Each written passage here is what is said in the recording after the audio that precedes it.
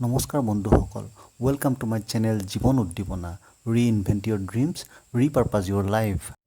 প্ৰিয় বন্ধুসকল, মই আজি এটা প্ৰশ্ন আপোনালোকক কৰিবলৈ বিচাৰিছোঁ। প্ৰশ্নটো হ'ল, জীৱনৰ আটাইতকৈ কোনটো বস্তু মূল্যৱান বুলি আপোনালোকে ভাবে? এই প্ৰশ্নটোৰ উত্তৰ আপোনালোকে নিজস্ব দৃষ্টিভংগীৰে বেলেগ বেলেগ ধৰণে দিব। কিন্তু কোনোবাই যদি এই প্ৰশ্নটো মোক কৰে, তেন্তে মোৰ উত্তৰটো হ'ব সময়। কাৰণ জীৱনটো এটি এটি পলৰ সমষ্টিয়ে নহয় জানো? হেৰাই যোৱা সময় আৰু উলটি নাহে, এয়াই জীৱনৰ চৰম সত্য। সেয়েহে হাততে পোৱা সময়খিনি কিদৰে আমি সৎব্যৱহাৰ কৰিব পাৰোঁ, তালৈ আমি প্ৰত্যেকেই লক্ষ্য ৰখা উচিত। সেয়েহে আটাইতকৈ ডাঙৰ প্ৰডাক্টিভিটি টিপছেই হৈছে সময়ৰ সৎব্যৱহাৰ। আৰু এই টিপছৰ সৎব্যৱহাৰ কৰিয়ে লোক সফলতাৰ শিখৰ চুবলৈ সক্ষম হৈছে। কিন্তু কিদৰে সময়ৰ সৎব্যৱহাৰ কৰিব, সেয়া এক লাখটকীয়া প্ৰশ্ন। কিন্তু বেছিভাগ মানুহে সময়ৰ সুবিবেচনাপূৰ্ণ ব্যৱহাৰৰ বিষয়ে জ্ঞাত নহয়। আৰু আমি ভবাৰ দৰে ই ইমান সহজো নহয়। সেয়েহে আমি ভবা কামবোৰ হৈ নুঠে আৰু শেষত আমি অনুতাপ কৰিবলগীয়া হয়। আজি আমি সময়ৰ সৎব্যৱহাৰ কৰিবলৈ খুবেই চিম্পুল টেকনিক এটা লৈ আপোনালোকৰ ওচৰলৈ আহিছোঁ। আৰু সেই টেকনিকটো হৈছে সময়ৰ হিচাপ ৰখা। সময়ৰ হিচাপ ৰখা তেনে এক পদ্ধতি হ'ল এক্টিভিটি লগ, অৰ্থাৎ কাৰ্যকমনিকা। এক্টিভিটি লগৰ মুখ্য উদ্দেশ্য হৈছে সময়বোৰ দৰাচলতে ক'লৈ যায় তাৰ এক প্ৰণালীবদ্ধভাৱে হিচাপ ৰখা। এতিয়া কথা হ'ল, এক্টিভিটি লগ আমি কিদৰে আৰম্ভ কৰিম? প্ৰথমে আমি ৰাতিপুৱা শুই উঠাৰ পৰা ৰাতি শোৱালৈ প্ৰতি ঘণ্টাৰ মূৰে মূৰে আমি কৰা কামবোৰ লিপিবদ্ধ কৰিম।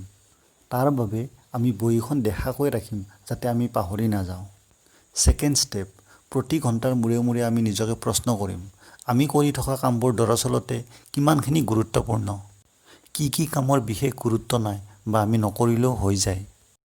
যদি সেই উত্তৰটো এনেধৰণৰ হয় যে কামটো নকৰিলেও চলে, তেন্তে আমি বিচৰা উত্তৰটো পাই গ'লোঁ। সেই কামবোৰ আমি পৰিহাৰ কৰিবলৈ চেষ্টা কৰিম। এনেদৰে আমি কৰা প্ৰতিটো কামৰে গুৰুত্ব অনুধাৱন কৰিবলৈ চেষ্টা কৰিম। এইটো কৰাৰ লগে লগে আমাৰ আনপ্ৰডাক্টিভ, ইনএফিচিয়েণ্ট আৰু অদৰকাৰী কামসমূহৰ মাত্ৰা কমি আহিব। আৰু এইটোৱেই হোৱা উচিত। তেতিয়া আমি দৰকাৰী কামসমূহক প্ৰাধান্য দিবলৈ আৰম্ভ কৰিম। আমি বুজি পাম এই নিষ্ফল বা নিৰৰ্থক কামসমূহেই আমাৰ বিফলতাৰ মুখ্য কাৰণ। বন্ধুসকল, আপোনালোকে 2 সপ্তাহ বা 1 মাহলৈ এই এক্টিভিটি লগৰ ব্যৱহাৰ কৰি চাওকচোন। মোৰ বিশ্বাস আপোনালোকৰ জীৱনৰ কিছুমান চকুত লগা পৰিৱৰ্তন আপোনালোকে নিশ্চয় দেখিবলৈ পাব।